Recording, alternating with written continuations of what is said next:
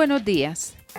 Presento un saludo muy especial a toda la ciudadanía sonsoneña que en este momento nos escucha en la parte rural y urbana de este municipio.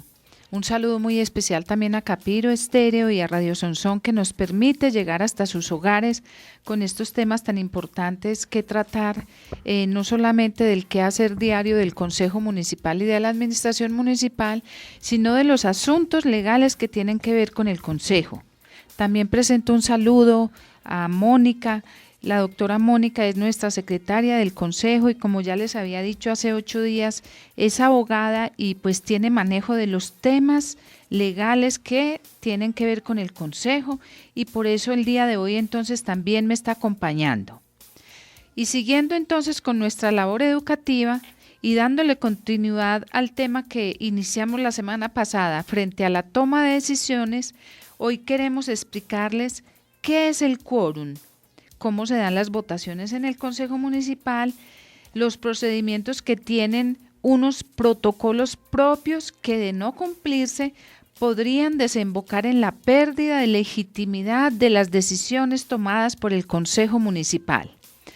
Para este caso entonces, la doctora Mónica nos puede entonces explicar qué es el quórum, qué modalidades de quórum hay, qué es una mayoría decisoria.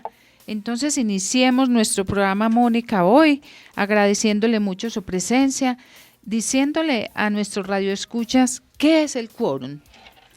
Bueno, muy buenos días, doña Belén, muchas gracias por la invitación. Para mí, digamos que es muy importante poder ocupar estos espacios para traerle a la población educación frente al Consejo y frente a las labores que se realizan, porque creo que muchas veces las personas no se toman en serio el papel que cumple el Consejo en el municipio. Entonces es muy importante que tanto para las personas que aspiran a ser concejales como para quienes vamos a elegir a nuestros concejales para el próximo periodo, sepamos cuáles son realmente esas funciones y, como decíamos ahorita, los protocolos que se deben seguir para que cualquier decisión sea válida, porque en el Consejo es tan importante tener presente todo esto, que en cualquier momento, si no se tiene presente el tema de las mayorías, el tema de cómo se hace la votación, eso podría hacer que se anule incluso una decisión que se tome. Entonces, iniciando con el tema, para hablar de qué es el quórum, quórum viene del latín quorum y se refiere al número de individuos que se necesita para que un cuerpo deliberante o parlamentario trate ciertos asuntos y pueda tomar una determinación válida. Se trata de un concepto jurídico muy importante en el ámbito de la política. Como siempre nos gusta entonces hablarles de la normatividad para que pues las personas no se queden solamente con lo que les decimos, sino que puedan, digamos, que indagar un poco más. Según el artículo 29 de la Ley 136 de 1994, el quórum se constituye en el número de miembros del Consejo necesarios para que la corporación y sus comisiones puedan sesionar, deliberar y decidir válidamente sobre los asuntos de interés y competencia del respectivo Consejo. Los artículos 145 y 146 de la Constitución Política establecen como principio general la existencia de dos tipos de quórum, el quórum deliberatorio y el quórum decisorio. Cabe resaltar, doña Belén, que por regla general siempre que se establezca quórum decisorio, hay quórum deliberatorio. Ahorita igual vamos a explicarles cada uno, pero entonces, para que se sepa, entonces cuando se establece quórum decisorio, hay quórum deliberatorio. Pero siempre que se establezca quórum deliberatorio, no necesariamente se dará el quórum decisorio.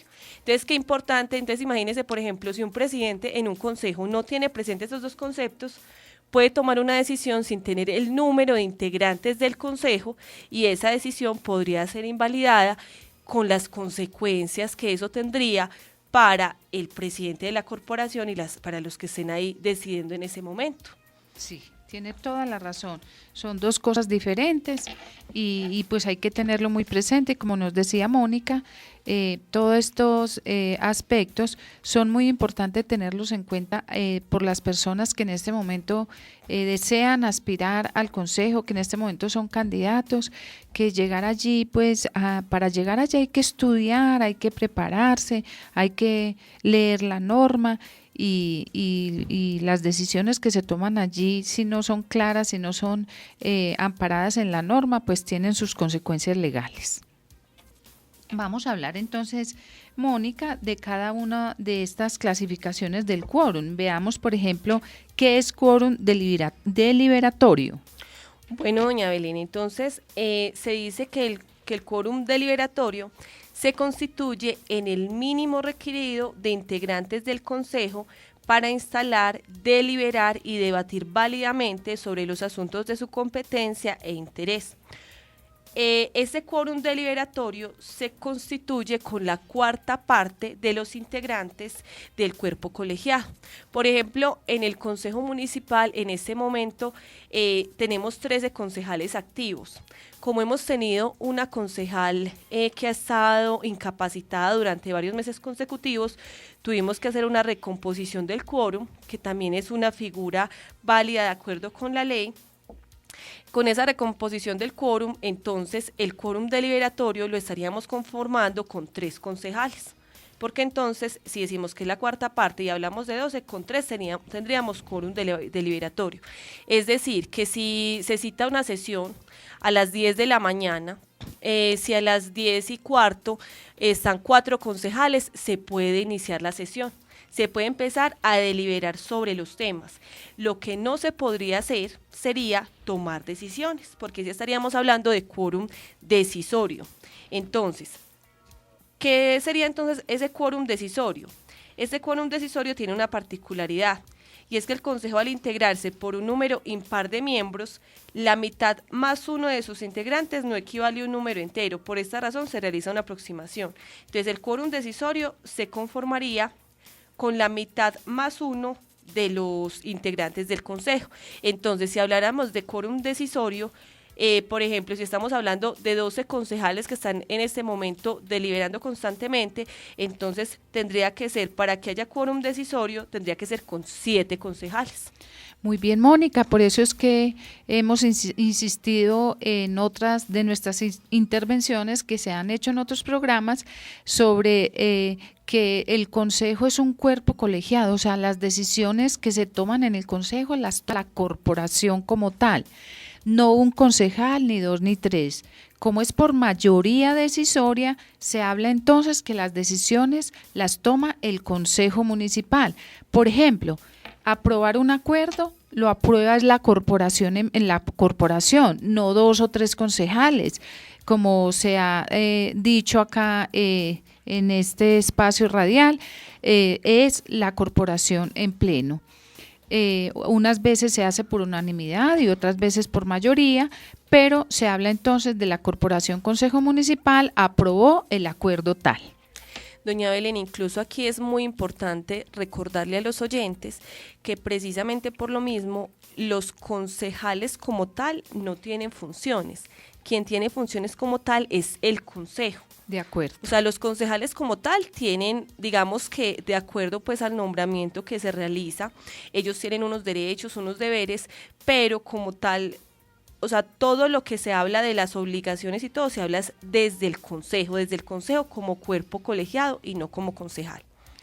Muy bien, vamos entonces a ver enseguida, Mónica, ¿qué es la figura de mayoría decisoria? ¿Qué quiere decir eso? Bueno, doña Belén, la mayoría decisoria se refiere al número mínimo de votos que se necesitan para aprobar u objetar una iniciativa una vez conformado el respectivo quórum decisorio en la plenaria del Consejo o en sus comisiones permanentes. Entonces, por ejemplo, nosotros les hemos hablado varias veces a los oyentes que una cosa es la plenaria, que la plenaria se conforma con los 13 concejales o con los 12 concejales en este momento si hay recomposición de quórum, y otra cosa son las comisiones permanentes, que entonces recordemos que las comisiones son la de presupuesto, la del plan de desarrollo y la de gobierno. cuando se van a tomar decisiones en estas comisiones, también se tiene que hacer el mismo ejercicio que con la plenaria. Se tiene que verificar que haya quórum, solo que entonces estas comisiones estarían conformadas por menos integrantes, más o menos alrededor de 4 o 5 integrantes está conformada cada comisión. Y también habría que mirar si hay quórum deliberatorio y quórum decisorio para poder iniciar. Incluso muchas veces, si se cita a una comisión, como es inferior el número de participantes, si se cita una comisión, si no se tiene ese quórum decisorio, muchas veces se tiene que postergar la reunión si no han llegado todos los concejales. Así es. Entonces, hay varios, en esto, sabiendo pues que es la mayoría decisoria, hay varias clasificaciones. Miremos cada una de ellas, Mónica. Bueno, doña Belén, entonces, de acuerdo con el artículo 117 de la Ley Quinta de 1992, en desarrollo de los principios constitucionales acerca de las mayorías decisorias, precisa el concepto de 4 diferentes tipos de mayorías. Entonces, estaría la mayoría simple, que es decir, la mitad más uno o más de la mitad de los votos de los asistentes, que entonces esta sería la mayoría que se tiene en el consejo para que haya quórum decisorio. Sería una mayoría simple, que es la mitad más uno. Mayoría absoluta, que sería ya para casos diferentes y cuando la norma dicte estrictamente que tiene que ser una mayoría absoluta, se hablaría de la mayoría de los votos de los integrantes de la comisión o la plenaria. Mayoría calificada, se hablaría de 2/3 de los votos de los asistentes o de los miembros. O sea que aquí ya estaríamos hablando diferente. O sea que, por ejemplo, si para tomar una determinación en el consejo, si se tuviera que tomar con mayoría calificada, ya no estaríamos hablando de 7, sino que tendríamos que hablar de 8, porque sería 2/3 de los votos de los asistentes. Y mayoría especial representada por las 3/4 partes de los votos de los miembros o integrantes. Muy bien.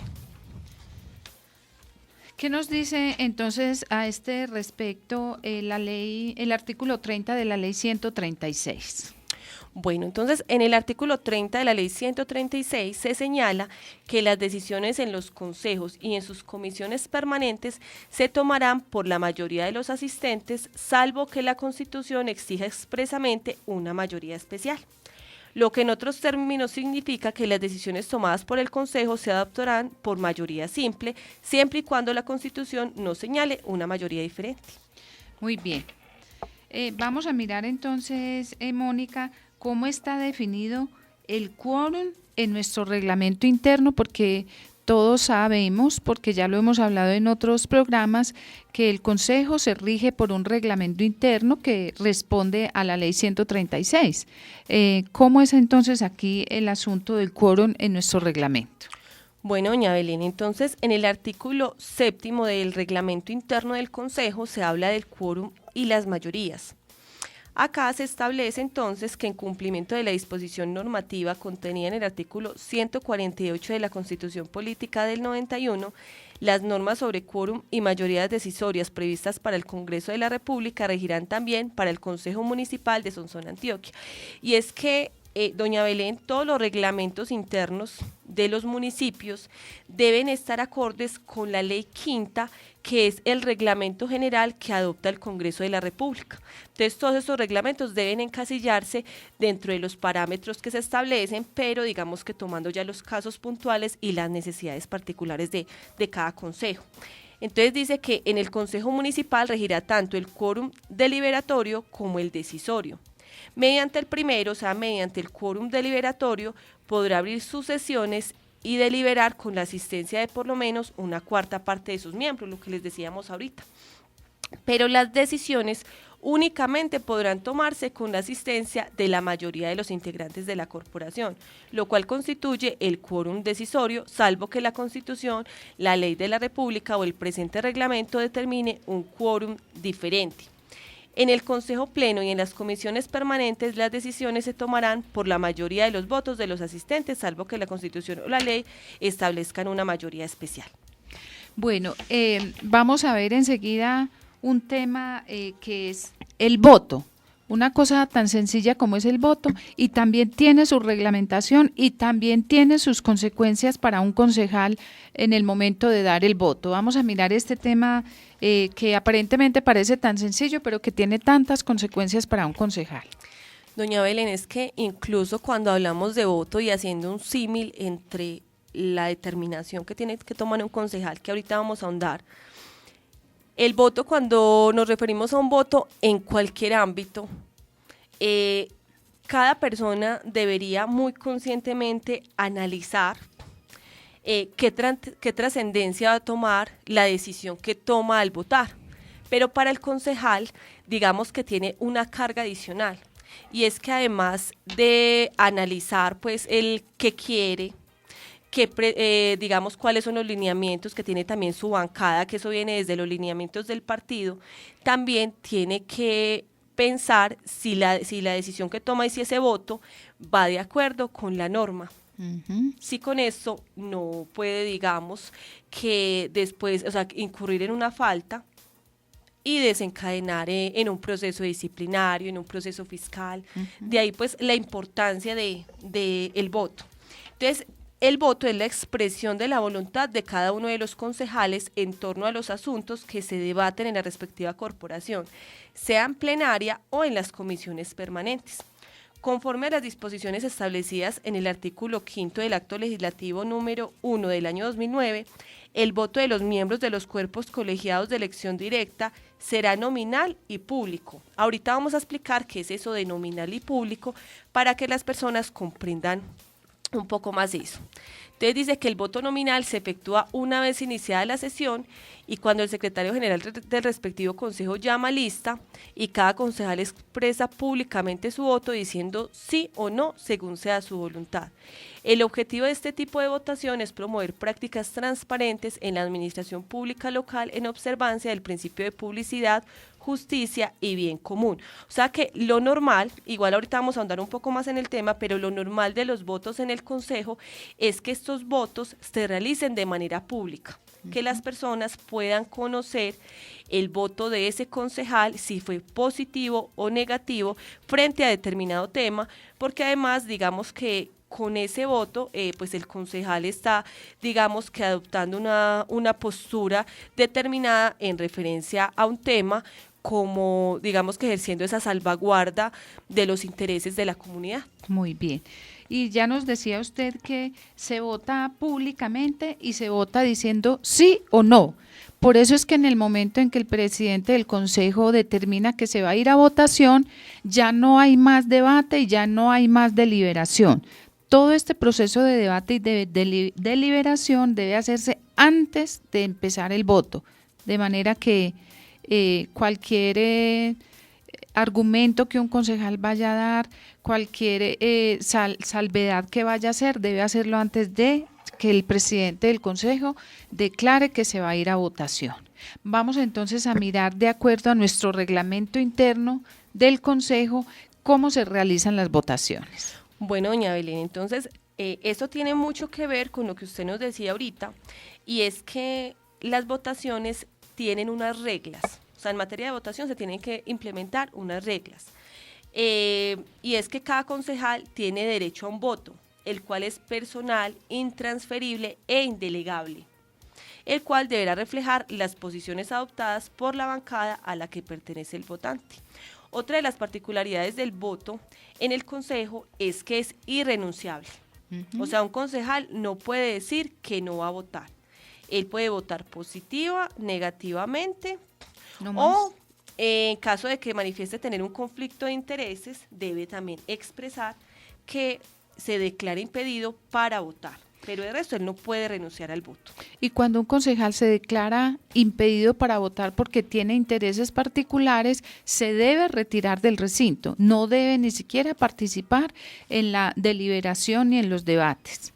Otra cosa muy particular acá, doña Belén, es que para los concejales no existe la posibilidad de formular salvamentos de voto, porque eso es una facultad exclusivamente jurisdiccional. Muy bien.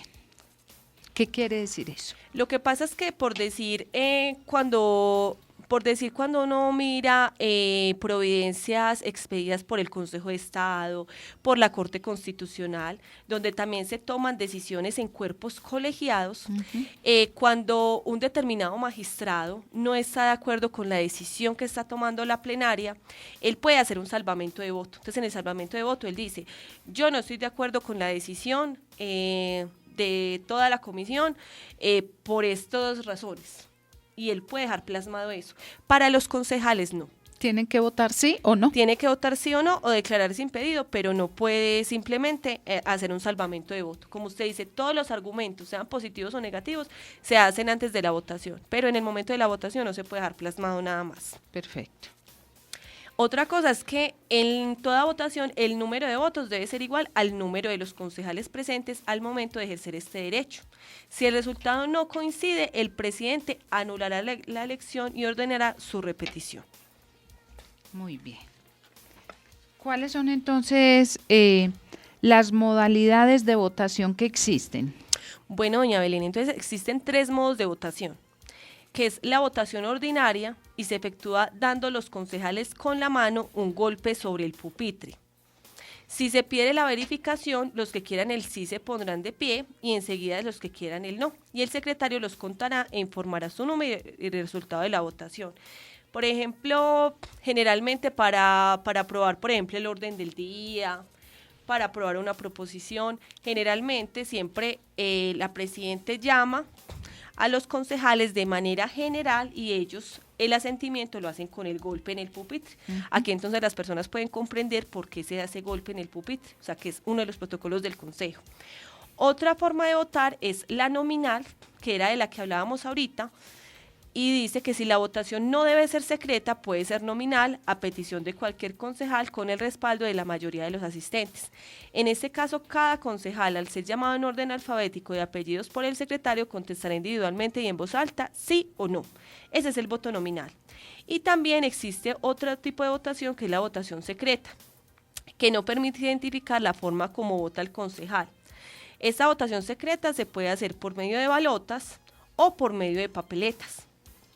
Y dice que una vez terminada la votación, el secretario procederá a la incineración de las papeletas. La papeleta simplemente es un papelito donde el concejal pone sí o no, o cuando están eligiendo personal que sea a cargo del consejo, entonces pone el nombre, cuando lo llaman a lista, deposita la papeleta, o sea, el papelito donde especifica cuál es su voto, y después se incineran. Entonces dice que para el conteo en ambas modalidades, sea por balotas o por papeletas, la presidencia debe designar una comisión escrutadora conformada por 2 concejales de diferentes partidos para que haya transparencia y ellos verifiquen cómo se da esa votación. Acá hay una cosa muy importante, doña Belén, y es que solo se podrá efectuar votación secreta para la elección de funcionarios que correspondan al consejo y elección de mesa directiva. El voto secreto será permitido en los casos que determine la ley y el presente reglamento. O sea que lo normal en el consejo es que la votación se dé de manera ordinaria o de manera nominal. La excepción es secreta. La excepción es secreta, entonces nos queda claro que para votación en proyectos de acuerdo tiene que ser nominal y tiene que ser sí o no. Exactamente, sí o no, o ya simplemente expresar el impedimento que tiene para no realizar la votación. Muy bien. Continuando con este tema, pues vemos que hay algunas circunstancias que se presentan cuando se trata de votaciones. Por ejemplo, hay veces que hay empates. ¿Qué se hace, por ejemplo, en este caso? Bueno, doña Belén, entonces los empates también están regulados en el reglamento y en la ley, y dice que en caso de empate, en la votación de un proyecto de acuerdo, se procederá a una segunda votación en la misma sesión o en la inmediatamente siguiente, según lo disponga la presidencia. Es decir, que como hablábamos ahora 8 días, entonces estamos estudiando un proyecto de acuerdo sobre un tema determinado. Como la comisión está conformada por varios concejales, entonces supongamos que la comisión, que solamente hayan 4 concejales para deliberar ese día en la comisión y quedaron 2-2. ¿Qué se debe hacer? Se debe repetir la votación, volver a llamar a la votación, sea en la misma sesión o sea porque se programe otra. De presentarse nuevamente este empate, se entenderá negada la propuesta o archivado el proyecto. Si el empate se produce en votación para elección de un funcionario, esta se repetirá, y si el empate subsiste, se decidirá por la suerte. Esto de la suerte solamente aplicaría cuando es elección de un funcionario. Cuando es para un proyecto de acuerdo o una propuesta que esté realizando un concejal, si el empate persiste, se considera negado. Muy bien. Y también vemos, Mónica, que hay unas reglas especiales en materia de elecciones. ¿Podemos ver entonces cuáles son esas reglas especiales? Claro que sí, doña Belén. Entonces se dice que al acto de elección se citará con 3 días de anticipación conforme a la ley. En la fecha y hora indicada, el presidente abrirá la votación secreta. Cada votante escribirá en su papeleta el nombre de uno de los candidatos al cargo por proveer y la depositará en la urna dispuesta para el efecto en el orden de llamada a lista por el secretario. O sea que esto es cuando el consejo está eligiendo un funcionario que es entonces a su cargo. Previamente el presidente designará una comisión escrutadora encargada de contar las papeletas depositadas e informar del resultado, indicando el número de votos obtenidos por cada uno de los candidatos, los votos en blanco, los votos nulos y el total de votos. Cuando se está eligiendo, doña Belén, un funcionario, en ese caso sí podría entonces optar el concejal por votar en blanco si no está de acuerdo con alguno de los funcionarios de los participantes. Puede votar en blanco. Eso sería lo único que podría hacer. Y es importante decir entonces que esta modalidad de votación rige no solamente para los funcionarios que están a cargo del Consejo Municipal, sino también para el personero municipal. Sí, doña Belén. Igual digamos que ya en este momento, como la elección del personero tiene digamos que una reglamentación diferente y se debe realizar por concurso público de méritos, digamos que en este caso el consejo sí tiene que ser digamos que más estricto y también ceñirse a la ley. Y cuando se habla de elección de personero, a diferencia de lo que se hacía antes, que simplemente era un voto por los que digamos que quedaran en el listado, cuando se habla de la elección del personero, se tiene que iniciar por orden de lista. O sea que casi lo que hace el consejo es ratificar la decisión que tomó la entidad con la que se contrató, que debe ser una entidad como tal calificada para poder realizar este tipo de concursos y que garantice que quien llega a ocupar el puesto tenga digamos que todas las capacidades para poder realizar de la mejor manera su labor. Y es importante decir en este momento que el proceso de concurso del personero ya llegó a su etapa final. Mónica, informemos también sobre ese tema. Sí, doña Belén, acá en el municipio de Sonsón les habíamos contado en programas anteriores que habíamos iniciado con el proceso de divulgación acerca del concurso. Ya después fuimos como realizando entonces todas las etapas. Todo lo que hemos hecho ha quedado publicado en la página web del consejo, ha quedado también en las redes sociales, o sea que es de conocimiento público de cualquier ciudadano que desee conocer cómo se realizó el concurso. Después de realizar todas las etapas, incluyendo la entrevista, que es el último paso, ya la universidad con la que contrató el consejo pasó el listado definitivo de cómo quedaba conformada la lista de elegibles.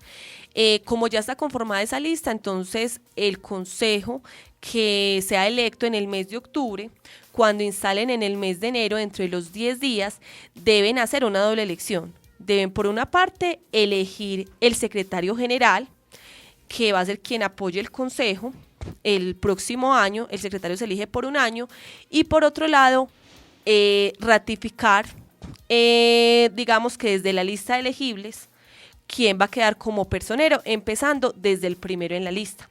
Entonces, ese ejercicio se hace simplemente, se empieza por el primero. Si el primero por alguna circunstancia dice que no acepta, entonces se va al segundo, al tercero y así sucesivamente hasta que se logre ocupar el puesto. Muy bien. Agradecemos mucho entonces a la doctora Mónica que nos acompañó y nos orientó en este programa que ha llegado hasta ustedes. Agradecemos también a Radio Sonsón, enlazado con Capiro Estéreo, por permitirnos llegar a ustedes hasta sus hogares.